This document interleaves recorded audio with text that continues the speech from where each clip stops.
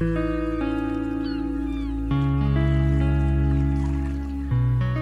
chemins de l'amour, le podcast qui te propose d'explorer l'amour sous toutes ses dimensions. Je m'appelle Nathalie et je suis thérapeute holistique. Je t'accompagne dans les moments clés de ton existence et particulièrement ceux qui viennent te bousculer fortement. Ma mission ? Te partager des enseignements, des expériences qui sont autant de clés de compréhension et de reconnexion à l'amour inconditionnel qui vibre en toi. Et à travers cela, donner un vrai sens à ta vie et la kiffer même les jours off. Alors go, yalla pour la plus intense et la plus vibrante des expériences.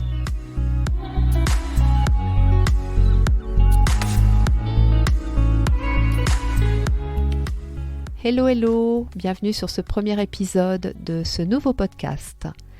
Alors, revenir à soi pour vibrer l'amour inconditionnel et se sentir libre et en sécurité quoi qu'il arrive. C'est donc la promesse que je t'ai faite dans la bande-annonce de ce nouveau podcast.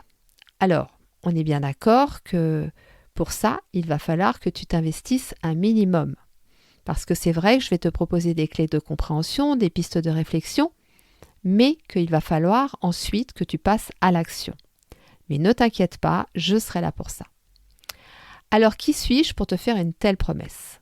Eh bien, je m'appelle Nathalie et je suis thérapeute holistique. Peut-être que tu connais déjà 2 de mes podcasts, Une année magique pour tout changer, où je te donne des clés, des pistes de réflexion pour vivre les transitions de vie le plus sereinement possible.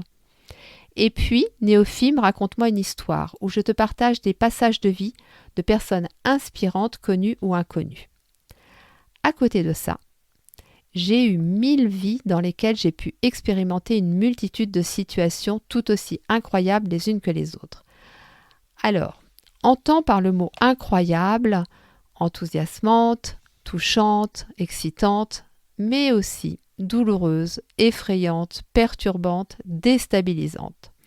Voilà, c'est tout ça. Quand je te dis incroyable, c'est vraiment dans tous les sens du terme.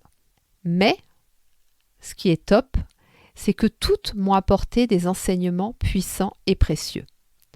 Toutes ces expériences ont été de vrais enseignants. Et tu sais, c'est comme à l'école ou à la fac, eh bien, il y a les profs qu'on aime bien, il y a ceux qui nous ont laissé vraiment de mauvais souvenirs, et puis il y a ceux, on ne sait pas pourquoi, alors que tu n'étais pas forcément très brillant dans cette matière, eh bien vraiment tu sentais qu'ils avaient à cœur de te faire progresser et que tu apprécies cette matière et que tu deviennes un des meilleurs élèves de la classe. Et ils ne te lâchent pas tant que tu n'as pas intégré ce qu'il veut te transmettre. Eh bien c'est ce qui m'est arrivé avec l'amour. On peut dire que pendant des années, j'étais plutôt au fond de la classe, près du radiateur, et je regardais par la fenêtre en attendant que le cours passe. Alors pourtant, je peux te dire que j'étais une amoureuse de l'amour. Vraiment, j'étais une romantique. Enfin bon voilà, je suis née sous le signe du poisson, donc ceux qui connaissent un petit peu l'astrologie, poisson ascendant cancer, vous imaginez un petit peu. Et c'est justement là qu'était le problème. C'est que je tombais amoureuse de tout ce qui ressemblait de près ou de loin au partenaire idéal. Sauf que j'en oubliais qui j'étais réellement. Et j'avais surtout un grand besoin d'amour à combler et je n'avais de cesse de trouver l'homme qui y parviendrait. Donc je ne vais pas te refaire tout mon parcours sentimental parce que de toute façon j'aurai l'occasion de te reparler de certaines périodes dans les épisodes qui vont suivre, mais c'est surtout aussi parce que j'ai un peu pitié de toi et que franchement il y a une longue période où ça n'a pas été florissant du tout. Donc c'est vrai que du coup en te présentant les choses comme ça, tu vas peut-être penser que toute ma vie sentimentale a été un vrai désastre. Je te rassure, ce n'est pas le cas. Ça n'a pas été le cas à partir du moment où j'ai compris qui j'étais, où j'ai intégré mon histoire, où j'ai eu conscience de mes propres besoins, où j'ai fait en sorte d'y répondre déjà moi-même, où j'ai travaillé sur mes blessures et surtout au moment où j'ai pris la responsabilité de m'occuper de moi. Et où j'ai eu compris que ce n'était pas égoïste de faire ça.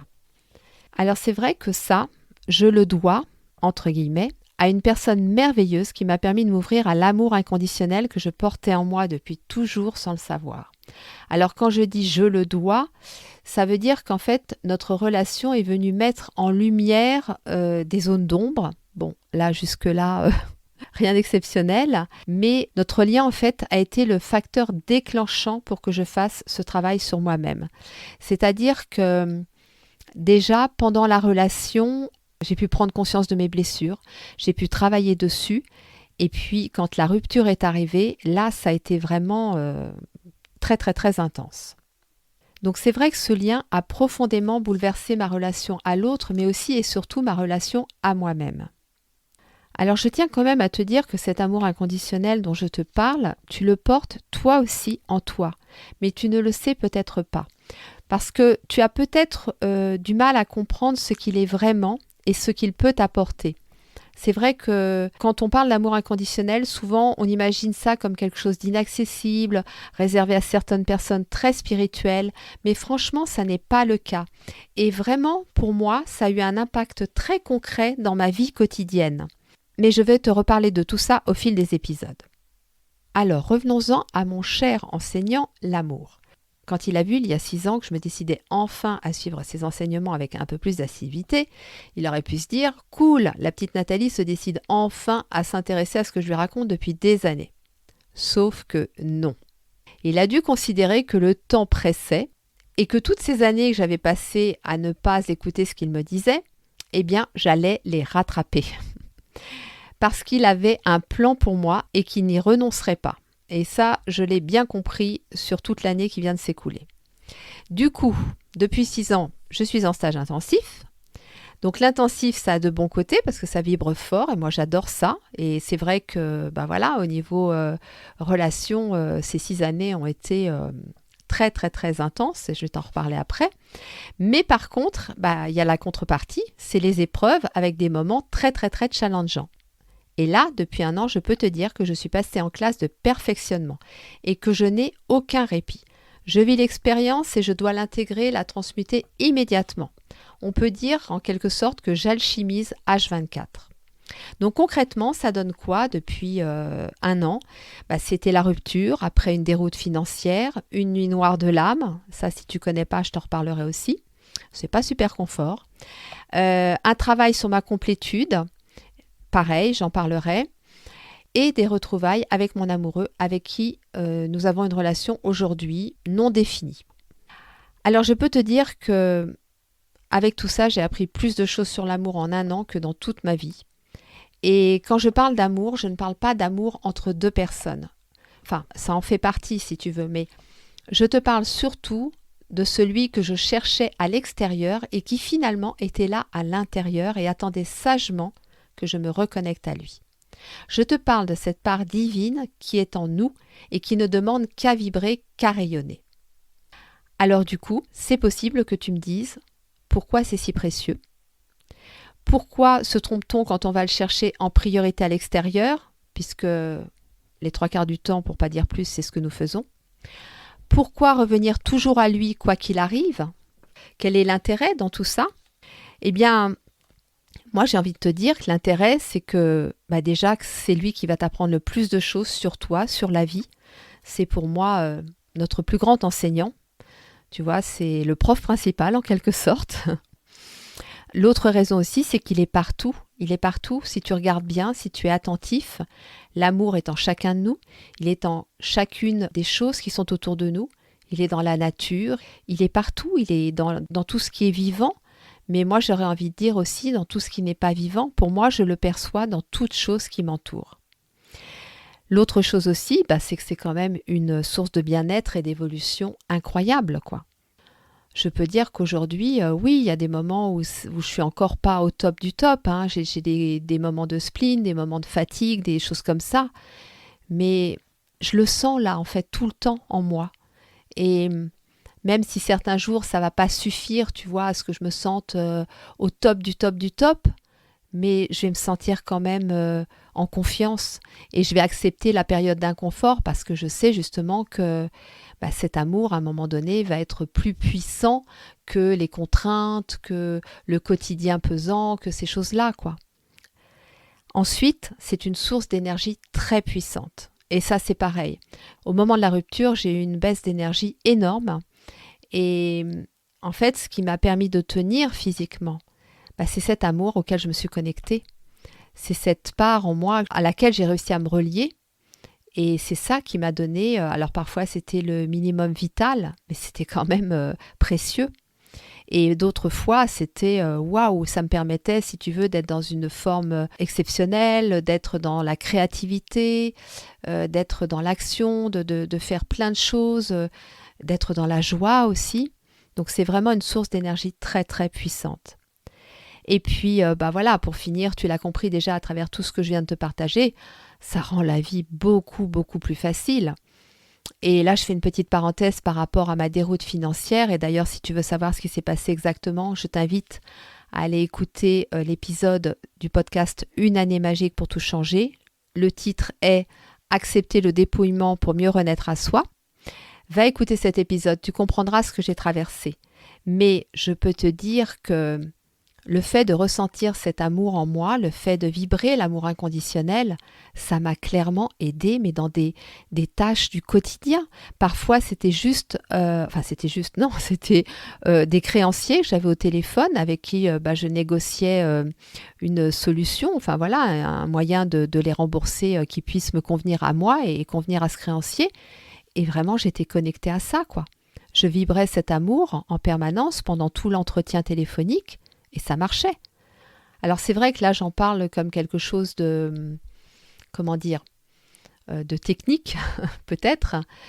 Oui, c'est vrai qu'au début, tu vois, ça m'arrive parfois que les peurs reviennent. Et là, il faut que je refasse le travail pour me reconnecter à lui. Mais très vite, tu sais, c'est comme une habitude. Eh bien, au début, il faut se motiver, il faut conscientiser le processus, mais après, ça vient tout seul, quoi. Et après, tu vas sentir... Parce qu'en fait, quand tu es comme ça, tu te sens tellement bien, c'est comme si tu étais stable, comme si tu avais des fondations super solides. Tu vois, tu es bien en place, tu es bien aligné avec qui tu es, et tout est fluide. Tout devient incroyablement fluide. Donc c'est vrai que ça rend la vie extrêmement facile. Donc voilà ce que concrètement, ça peut déjà t'apporter. Après, ça vient aussi nous apprendre des choses sur nous et sur nos relations. Ça nous permet d'expérimenter plein de nouvelles opportunités. Tu vois, on n'a plus peur de prendre des risques. Et c'est quand même ça qui nous permet d'oser aller vers du nouveau, vers des choses qui peuvent nous ouvrir plein de portes. Après, comment le vibrer pour se sentir en paix, en sécurité et en joie avec les autres, mais aussi avec soi-même? Eh bien ça, je vais t'en reparler aussi au fur et à mesure des épisodes. Et puis, comment s'y reconnecter aussi, parce que ça va être important de s'y connecter, de le nourrir, de le préserver, de le protéger. Et aussi, après, quand tu seras bien OK avec tout ça, de le partager. Alors, le partager, ça se fera de manière très naturelle. C'est-à-dire qu'une fois que tu feras ça naturellement pour toi, eh bien, tu vas voir que ça se mettra en route naturellement aussi pour les personnes qui sont autour de toi. Donc, autant te dire que c'est un vrai trésor, cet amour inconditionnel. C'est pour ça que ça me tenait à cœur de créer ce podcast, de venir t'en parler tous les 15 jours, de venir te dire que non, c'est pas quelque chose qui est réservé aux personnes perchées, c'est pas quelque chose qui est réservé aux moines au fin fond de l'Himalaya, c'est pour tout le monde. On porte tous cet amour en nous.